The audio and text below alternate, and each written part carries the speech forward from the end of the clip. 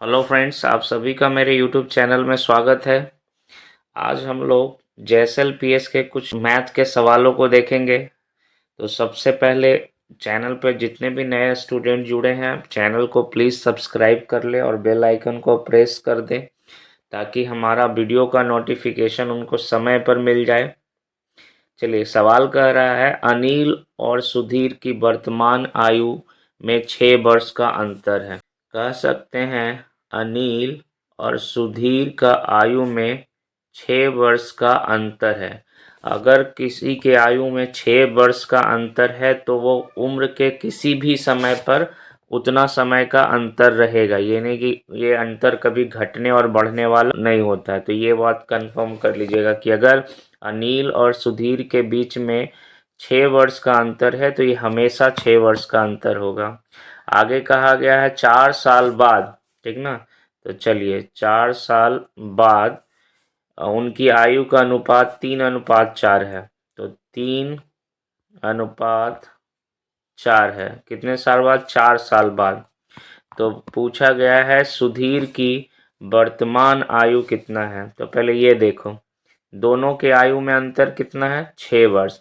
और मैंने अभी आपको बताया अंतर अगर 6 वर्ष का है तो ये हमेशा 6 वर्ष का अंतर होगा। तो यहाँ पर देखते हैं 3 और 4 में कितना का अंतर है? 1। क्वेश्चन कह रहा 6 साल का अंतर है, लेकिन जब मैं इस रेशियो में अगर अंतर देखता हूँ तो 1 आ रहा है। तो दिया था उसका तुलना उससे कर दिए हैं। अब जो निकालना है उसको गुना करना है। तो सुधीर को निकालना है, तो सुधीर कौन है? 4। तो यहाँ पर रख दीजिए, क्या हो जाएगा? 6 चौका 24 वर्ष। लेकिन ये 4 जो रेशियो हम रखे हैं ये 4 साल बाद का दे रहा है और हमें पूछा गया है क्या है? वर्तमान में। ये 24 साल कब होगा? 4 साल बाद। तो इसमें हमें माइनस करना पड़ेगा कितना? 4। तो हमारा आंसर हो जाएगा 20 साल। और वर्तमान में वो कितना साल का है? 20 साल का।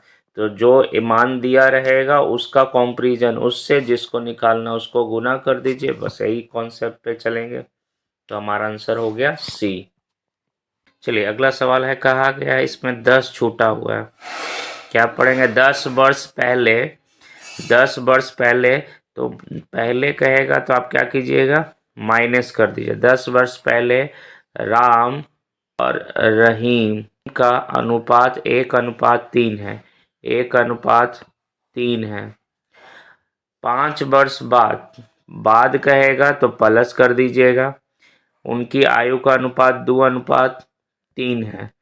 तब ये सोच लो कि 10 वर्ष पहले भी 3 रेशियो आ रहा है, ये भी 3 आ रहा है। तो ऐसा सवाल में क्या कीजिए, नीचे वाले डिफरेंस को ऊपर से गुना, ऊपर वाला डिफरेंस को नीचे से गुना।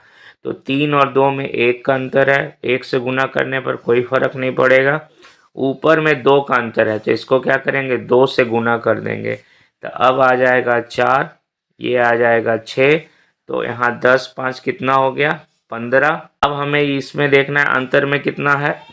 3 का अंतर है। यहाँ हम 10 साल से 5 साल गए तो 15 का अंतर। इसमें अगर देखते हैं तो 3 का अंतर। तो यहाँ हो जाएगा 3 से कंपैरिजन कर दीजिए। रहीम का निकालना है, 4 से गुना कर दीजिए, 3 से काट दीजिए, 3 5 15। तो ये हो जाएगा 20। अब ये 20 जो बरस आया है ये 5 वर्ष बाद का है, ठीक ना। हमें निकालना क्या है? वर्तमान में। तब 20 में से 5 माइनस करेंगे तो क्या आ जाएगा आपका?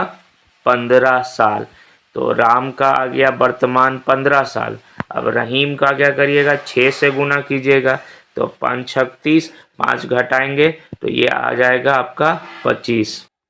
अगला सवाल कहा गया सुखीराम 85,000 रुपया लगाता है और दुखीराम 15,000 रुपया लगाता है। 15,000 लगाकर उसमें हिस्सेदारी बन जाते हैं। 2 साल के बाद लाभ इतना होता है। तो लाभ क्या होता है? जो आपका पूंजी होगा उसी को अगर टाइम से गुना करिएगा, उस तरीके से हम लाभ निकालते हैं। तो आपको बिना कलम लगाए भी बना सकते हैं, नहीं तो फिर देखो कैसे करोगे। इसका कॉन्सेप्ट क्या हो जाएगा? सुखीराम कितना लगा रहा है? 85,000। चलिए कितने साल दोनों का अगर कर रहा है, टाइम सेम ही है तब तो ये करने का कोई ज़रूरत ही नहीं था, ठीक ना। ये 15,000 लगाता है 24। अब ये इतना सब दोनों में कॉमन था, इसको कर लिखना भी नहीं था। डायरेक्ट अगर टाइम दोनों के लिए सेम है तो मत गुना कीजिए, डायरेक्ट आ जाइए 17×5 = 85। अब 5×3 = 15, तो 17:3 के रेशियो में लाभ है, जबकि क्वेश्चन कह रहा है 20,000 लाभ है। तो चलिए 20,000 लाभ है, कितना है हमारा लाभ, क्या है 17 इसका 3 इसका, तो 20 इसका लाभ हो गया। 20 से 20 कैंसिल हो गया। पूछा गया दुखीराम 15,000, तो ये वाला था, तो 15 का रेशियो क्या आया है 3। 3 से गुना करिएगा, तो 3 से गुना करिएगा तो 3 पर 000 बैठा लीजिए, यानी 3,000 रुपया। ठीक ना, ऑप्शन नंबर सी।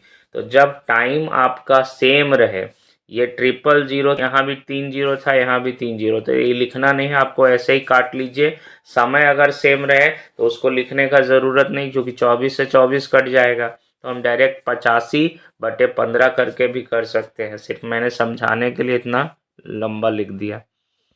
चलिए अगला सवाल। कहा गया है कि 500 मीटर लंबे प्लेटफार्म को 250 मीटर लंबी ट्रेन कितने सेकंड में पार करेगी अगर ट्रेन की गति 50 किलोमीटर प्रति घंटा। तो देखो 500 मीटर हो गया आपका क्या, प्लेटफार्म। प्लेटफार्म का अपना दूरी होता है, तो इसको भी ऐड करेंगे। और 250 है ट्रेन की लंबाई। अब इसको पार करने के लिए क्या है, 50 किलोमीटर प्रति घंटा, लेकिन 1 घंटा तो लगेगा नहीं, सभी में सेकंड है, तो इसको बदल दीजिए सेकंड में। तो क्या है, सेकंड छोटा यूनिट है, छोटा यूनिट के लिए क्या करिएगा 5/18। अब बड़ा यूनिट लाना है किलोमीटर घंटा में, तो हम क्या करेंगे 18/5। तो अब यहाँ से हम देख लेते हैं, इसको जोड़ दीजिए तो इधर हो जाएगा 750, इसको कर दीजिएगा 25 शून्य, यानी 250 इधर हो जाएगा, और 18 नीचे है, तो एक 18 कहाँ चला जाएगा, ऊपर। अब आपका रह गया कैलकुलेशन करना, इसको इससे काट दीजिए, 25 से काट दिए 25×3 = 75, और 18×3 = 54, यानी कह सकते हैं 54 सेकेंड में वो ट्रेन जो है वो प्लेटफार्म को पार कर लेगी। ऑप्शन नंबर आपका सी। अगला सवाल है, कहा गया है कि 250 मीटर लंबी ट्रेन एक ब्रिज को 10 सेकेंड में पार कर सकती है। ट्रेन की लंबाई दिया है कितना 250, लेकिन ब्रिज के बारे में नहीं बताया। मान लीजिए ब्रिज की कुछ लंबाई होगा। अब यहाँ पे कहा गया 10 सेकेंड में पार करती है, तो यहाँ पर क्या होगा, आना चाहिए मीटर प्रति सेकेंड, और यहाँ पे वो जैसे ही आएगा तो हम यहाँ पे 10 सेकेंड में वो क्या कर लेगा, पार कर लेगा। जो जो दिया था मैंने लिख दिया। तो यहाँ पर क्या नहीं, हमें ब्रिज की लंबाई नहीं पता है, मीटर प्रति सेकेंड नहीं पता है, लेकिन नीचे दिया हुआ है 108 किलोमीटर प्रति घंटा। ठीक ना, 108 किलोमीटर प्रति घंटा सेकेंड है। ठीक ना, 108 किलोमीटर प्रति घंटे ट्रेन की चाल है, तो इसको मीटर प्रति सेकेंड में बदल दीजिए। तो 108 को अगर हम किलोमीटर प्रति घंटा छोटा लाना है तो 5/18, तो 18 से कर दीजिए, 18×6 = 78 से, तो 18×6 = 78 से 6×5 = 30, तो यहाँ हो जाएगा क्या 30 मीटर प्रति सेकेंड। बराबर के अगर कोई साइन के इधर से उधर जाएगा तो वो चिन्ह अपना चेंज होगा। अगर हम इसको उधर ले जाएं तो इधर क्या है, भागा में है, तो उधर जाके गुना में हो जाएगा। तो हम कह सकते हैं क्या इसको, कि मेरा 250 + x बराबर ये 30×10 क्या हो जाएगा 300। अब देखो अब इसको भेजेंगे उधर, तो 250 इधर प्लस में है, उधर जाएगा तो क्या हो जाएगा माइनस में। तो हम कह सकते हैं x बराबर क्या हो जाएगा 50 मीटर। तो हम कह सकते हैं ब्रिज की लंबाई कितना निकल के आ गया 50 मीटर।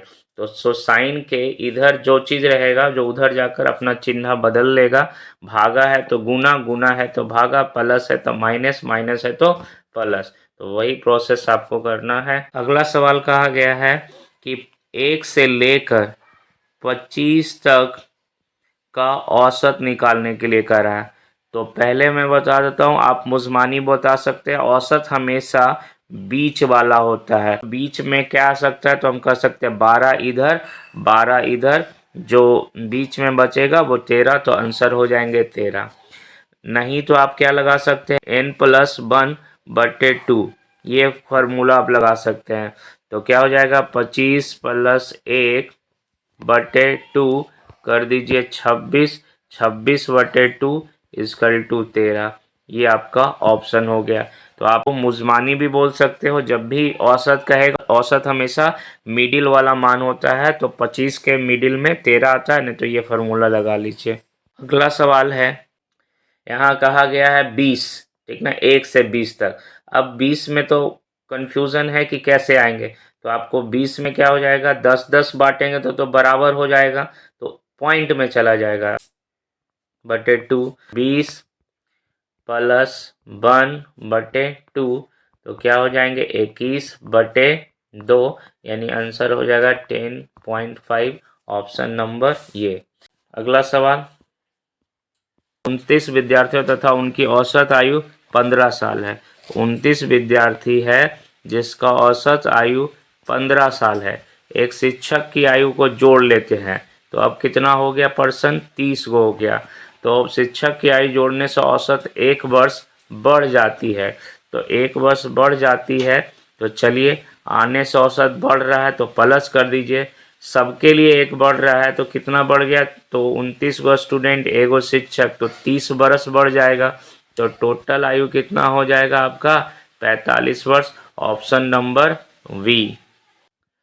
अगला सवाल है, कहा गया है बंटी जो है 20,000 रुपया उधार मांगता है, 10% वार्षिक दर से इसका चक्रवृद्धि ब्याज के शर्त पर 3 वर्ष बाद वह दोस्त को कितना ब्याज सहित, यानी आपको मिश्रधन के बारे में पूछा गया है। तो पहले हम 10% वार्षिक ब्याज की दर से 3 वर्ष में SI निकालेंगे, CI निकालने का तरीका सिखाते हैं। तो SI सीधे गुना कर दीजिए, तो 10×3 = 30, तो ये हो जाएगा आपका SI। CI निकालने कहेगा तो 33.1, ये हो जाते हैं। अगर मिश्रधन कहेगा तो इसमें आपको क्या करना है, 100 जोड़ना है। अगर हमें, ये तो ब्याज हो गया, मिश्रधन कहेगा तो इस सब में आपको क्या करना है, 100 प्लस करना है। तो आप बताइए यहाँ कितना उधार लिया था, 20,000, तो 20,000 लिख दीजिए, परसेंट में हमेशा 100 हो जाएंगे। अब मुझे पूछा है ब्याज सहित, तो अभी बताया है कि मिश्रधन कर रहा है तो 100 जोड़ना पड़ेगा, तो 133.1 हो जाएंगे। ये से ये कैंसिल, इससे ये कैंसिल, ये दशमलव हटाइएगा, एक शून्य ये और कट जाएगा, तो 13 दूनी 26, 31 दूनी 62, तो हम कह सकते हैं 2662, तो ऐसे आ गया, एक शून्य इस पे बैठा दीजिए, ऑप्शन नंबर डी। अगला सवाल है, कहा गया है किसी ब्याज दर पर 100 रुपया की राशि जो है 200 हो जाता है। यहाँ हमें से क्या है, किस ब्याज, यही निकालना है, और कहा गया 100 रुपया की राशि 200 रुपया हो जाता है, यानी कह सकते हैं P जो है 100 रुपया है, A आपका 200 रुपया हो जाता है, तो यहाँ पे हम कह सकते हैं 200 रुपया हो जाता है A। 10 वर्ष से टाइम दिया है, तो हम आई निकालना चाहते हैं, इंटरेस्ट जिसको कहेंगे, तो क्या होगा, 100 रुपया इंटरेस्ट हो जाएंगे। अब क्या होता है, दर निकालने के लिए ब्याज गुने 100 बटा मूलधन गुने समय, ई 100 से ई 100 कैंसिल, इससे ये कैंसिल, यानी 10% वार्षिक ब्याज की दर से, ऑप्शन नंबर आपका D. Thank you for watching my video. Please video को लाइक करें, चैनल को सब्सक्राइब करें।